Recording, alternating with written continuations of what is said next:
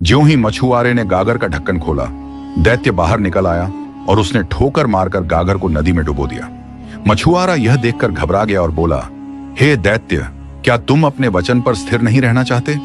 मछुआरे के भयभीत होने पर दैत्य हंसकर बोला, तू डर मत, मैं अपने वचन पर दृढ़ हूं। अब तू अपना जाल उठा और मेरे पीछे पीछे चला आ। वे दोनों चलते चलते एक नगर के अंदर से निकलकर एक पहाड़ की चोटी पर चढ़ गए। फिर वहां से उतरकर एक गुप्त महल में गए। उस महल में एक तालाब दिखाई दिया जिसके चारों ओर 4 टीले थे। तालाब के पास पहुंचकर मछुआरे से दैत्य ने कहा, तू इस तालाब में जाल डाल और मछलियां पकड़। मछुआरा खुश हो गया क्योंकि तालाब में बहुत सारी मछलियां थीं। उसने तालाब में जाल डालकर खींचा तो उसमें 4 मछलियां आईं जो 4 रंग की थीं, सफेद, लाल, पीली और काली। दैत्य ने कहा, तुम इन मछलियों को लेकर यहाँ के राजा के पास जाओ, वह तुझे इतना धन देगा जो तूने देखा भी ना होगा। किंतु एक बात का ध्यान रखना, तालाब में एक दिन में एक ही बार जाल डालना। यह कहकर दैत्य ने जमीन में जोर से ठोकर मारी। जमीन फट गई और दैत्य उसमें समा गया। मछुआरा उन 4 मछलियों को बादशाह के महल में ले गया। बादशाह उन मछलियों को देखकर अत्यंत प्रसन्न हुआ। उसने अपने मंत्री से कहा कि यह मछलियां बाबरचिन के पास ले जाओ। मंत्री मछलियां बाबरचिन के पास ले गया। बादशाह ने मछुआरे को 400 मोहर इनाम में दे डाली। बाबरचिन ने मछलियों के टुकड़े करके तेल में भुनने के लिए डाला। तभी उसने जो कुछ देखा उससे उसकी आंखें फटी की फटी रह गईं। उसने देखा कि रसोई घर की दीवार फट गई और उसमें से एक बेहद सुंदर स्त्री बाहर निकल आई। स्त्री बाहर आकर अपने हाथ में पकड़ी हुई एक मूल्यवान छड़ी उठाकर उस कड़ाही के पास आ खड़ी हुई जिसमें मछलियां भुन रही थीं। उसने एक मछली पर छड़ी मारी और बोली, ओ मछली, क्या तू अपनी प्रतिज्ञा पर कायम है? मछली में कोई हरकत ना हुई।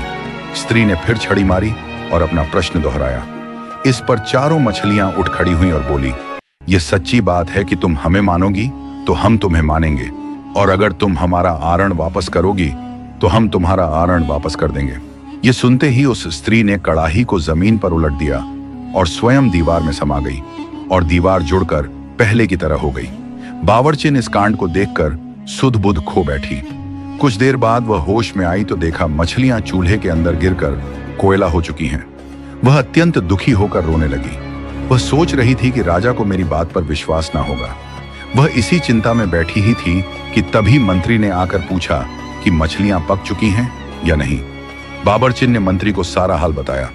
मंत्री को इस कहानी पर विश्वास तो ना हुआ, लेकिन उसने बाबरचिन की शिकायत करना ठीक ना समझा। उसने मछलियों के खराब होने का कोई बहाना बादशाह को कह दिया और मछुआरे को बुलाकर कहा कि वैसी ही 4 मछलियां और ले आओ। मछुआरे ने दैत्य से किया हुआ वादा तो उसे ना बताया, लेकिन कोई और मजबूरी बता दी कि आज मछलियां क्यों नहीं ला सकता। दूसरे दिन मछुआरा फिर उस तालाब पर गया और उसी प्रकार की 4 रंगों वाली मछलियां उसके जाल में फंसी। मछलियां लेकर वह मंत्री के पास पहुंचा। मंत्री ने उसे कुछ इनाम दिया और बाबरचिन के पास मछलियां लाकर कहा कि इन्हें मेरे सामने पकाओ। बाबरचिन ने पहले दिन की तरह मछलियां काटकर तेल में डाली और जब उसने उन्हें कढ़ाई में डाला तो दीवार फट गई और वहीं स्त्री हाथ में छड़ी लेकर दीवार के अंदर से निकली और छड़ी से एक मछली को छूकर पहले दिन वाली बात पूछी। उन 4 मछलियों ने जुड़कर सिर उठाकर वहीं उत्तर दिया। स्त्री ने फिर कढ़ाई उलट दी और स्वयं दीवार में समा गई और दीवार फिर जुड़कर पहले जैसी हो गई। मंत्री यह सब देखकर स्तब्ध रह गया। अब उसने यह बात राजा को बता देना ही ठीक समझा। जब उसने राजा को यह कांड बताया तो उसे भी गौर आश्चर्य हुआ। उसने कहा कि मैं स्वयं अपनी आंखों से यह सब देखना चाहता हूं। उसने फिर मछुआरे से कहा कि ऐसी ही 4 मछलियां और ले आओ। मछुआरा बोला, अब मैं 3 दिन से पहले मछलियां लाने में असमर्थ हूं। क्योंकि सारी घटना अद्भुत थी, इसलिए राजा ने मछुआरे पर कुछ जोर नहीं डाला। 3 दिन बाद उसने फिर वैसी ही 4 मछलियां लाकर राजा को दी। राजा ने खुश होकर उसे 400 अशर्फियां और दी। अब बादशाह ने मंत्री से कहा कि बाबरचिन को हटा दो और तुम खुद मेरे सामने इन मछलियों को पकाओ। मंत्री ने मछलियां पकाना शुरू किया। जब एक और लाल होने पर मछलियों को पलटा गया तो एक बार फिर दीवार फट गई, किंतु इस बार उसमें से सुंदरी नहीं निकली, बल्कि गुलामों जैसा कपड़ा पहने हाथ में एक हरी भरी छड़ी लिए एक रहस्यमयी आदमी निकला। हास्यमयी आदमी ने बड़े कठोर और भयावह स्वर में पूछा, मछलियों, क्या तुम अपने वचन पर अब भी स्थिर हो? मछलियां अपने सरों को उठाकर बोली, हम उसी बात पर स्थिर हैं। उस व्यक्ति ने कड़ाही उलट दी और स्वयं दीवार के छेद में घुस गया और दीवार पहले की तरह जुड़ गई। बादशाह ने मंत्री से कहा, यह अद्भुत घटना मैंने स्वयं देखी है, वरना मैं इस पर विश्वास ना करता। यह मछलियां भी साधारण नहीं है। मैं इस रहस्य को जानने के लिए बड़ा उत्सुक हूं। यह कहकर उसने मछुआरे को फिर बुलवाया और उससे पूछा कि तू यह रंगीन मछलियां कहां से लाया था। मछुआरे ने बताया कि मैंने उसे उस तालाब से पकड़ा है जिसके चारों ओर 4 टीले हैं। बादशाह ने मंत्री से पूछा, तुम्हें मालूम है कि वह तालाब कहां है?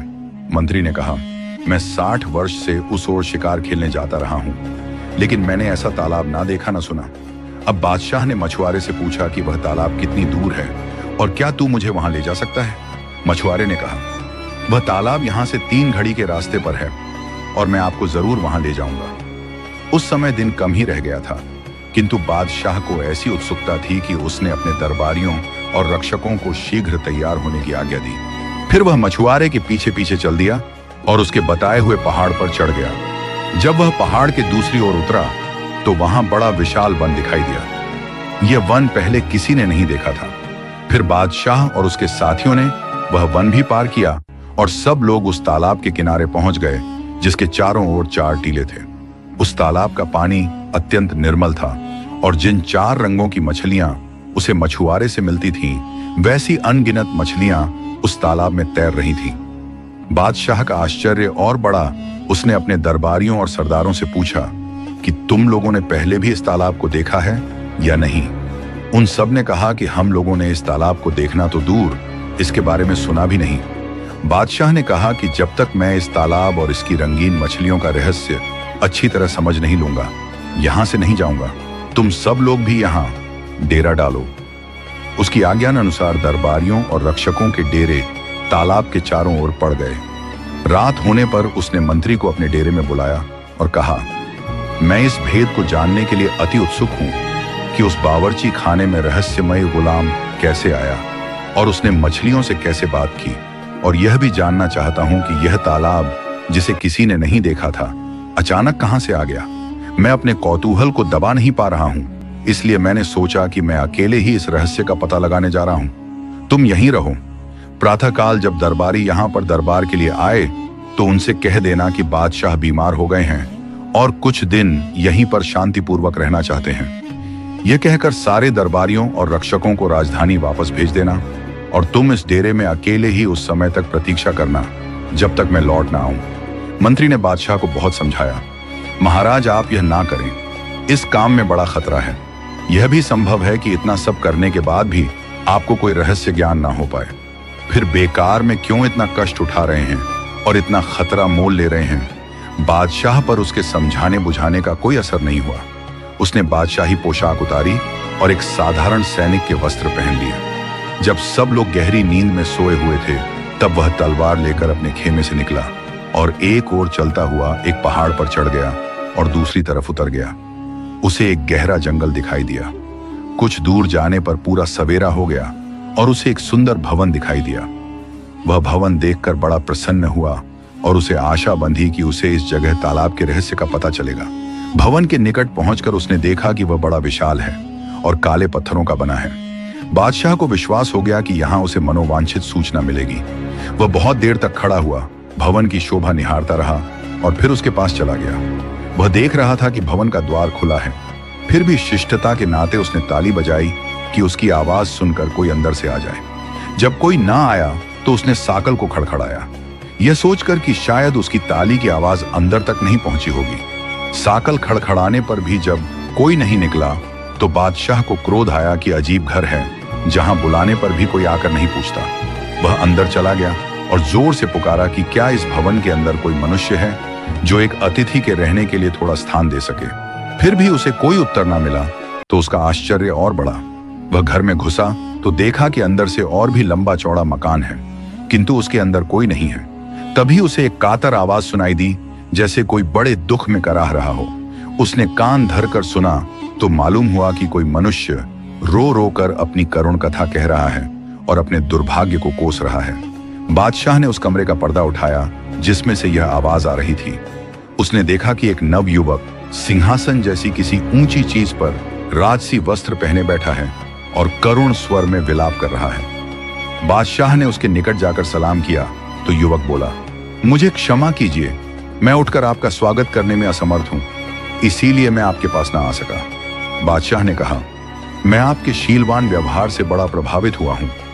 वास्तव में कोई ऐसा अपरिहार्य कारण होगा कि आप उठ ना सके, किंतु आपके दुख को देखकर मुझे अफसोस हुआ। आप मुझे बताएं कि मैं आपका कष्ट किस प्रकार दूर कर सकता हूं। कृपया मुझे अपनी कठिनाई बताने में तनिक भी ना हिचके। कृपया यह बताएं कि आप यहाँ इस मजबूरी की हालत में कैसे पड़े हैं। यह भी बताएं कि यह भव्य भवन किसका है और ऐसा निर्जन क्यों है। साथ ही यह भी बताएं, क्योंकि मैं यही जानने के लिए निकला हूं कि पास के तालाब का रहस्य क्या है और उसकी मछलियां कौन हैं। जवान आदमी यह सुनकर फिर रोने लगा और बोला, मेरा हाल सुनने से पहले देख लीजिए। यह कहकर उसने अपना कपड़ा उठाया तो बादशाह ने देखा कि वह नाभि के ऊपर तो जीवित मनुष्य है और नीचे काले पत्थर का बना हुआ है। उसकी आंखें फटी रह गईं और वह बोला, मुझे तो वैसे यहाँ की प्रत्येक वस्तु देखकर आश्चर्य हो रहा था, किंतु आपका ये हाल देखकर मेरा आश्चर्य और उत्सुकता बहुत बढ़ गई है। भगवान के लिए अपना हाल कहिए। मुझे विश्वास हो रहा है कि तालाब की रंग बिरंगी मछलियों के रहस्य का भी आपसे संबंध है। आप मुझे अपनी व्यथा शीघ्र कहिए, क्योंकि दूसरे को सुनाने से आदमी का कुछ दुख तो दूर होता ही है। प्रिय दोस्तों, आगे की कहानी सुनने के लिए दूसरी वीडियो पर जाएं। यह कहानी आपको कैसी लगी कमेंट करके अपनी राय जरूर दें। उम्मीद है यह कहानी आपको बहुत पसंद आई होगी। यदि वीडियो पसंद आई हो तो वीडियो को लाइक और चैनल को सब्सक्राइब जरूर करें।